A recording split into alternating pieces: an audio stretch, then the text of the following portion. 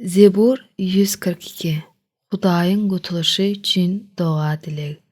Dawudyň mezmury. Ya Reb, dogamy eşit. Dady peryadyma gulak goý. Öz sadyklygynda we dogrulygyňda maňa jogap ber. Öz bendeň bilen dawa girişme, çünki dirileriň hiç biri seniň öňünde aýypsyz çykmaz. Duşmanlar aňtaýar meniň janymy. Yer bilen yeksan etdiler ýaşaýşymy.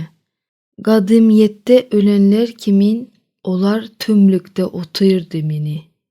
Şoňa görä ruhum suslandy, meniň ýüregim sarsdy. Gadymky günleri ýada salýaryn, seniň ähli edenleriň barada oýa batýaryn, seniň elleriňiň işi barada pikir edýärin. Saňa tarap ellerime gerýärin. Canım gurak toprak de saňa teşnedir. Sela.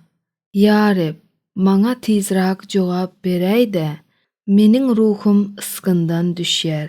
Gabra inýänlere meňzemez ýaly, menden gizleme sen öz ýüzüňi. Ertirlerine maňa duýdur sadyk söýgüňi, çünki saňa baglaýan bile.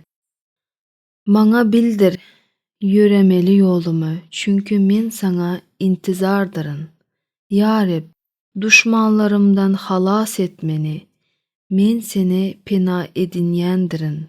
Maňa öz yradaňy berjaý etmegi öwret, çünki meniň Hudaýym sensiň.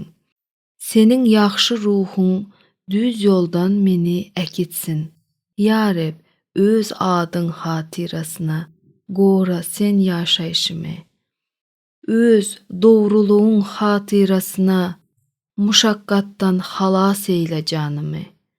Öz sadyk söýgüňiň hatyrasyna meniň duşmanlarymy helak edersiň. Janyma eziýet berýänleriň baryny weýran edersiň. Çünki men seniň bendeňdirin.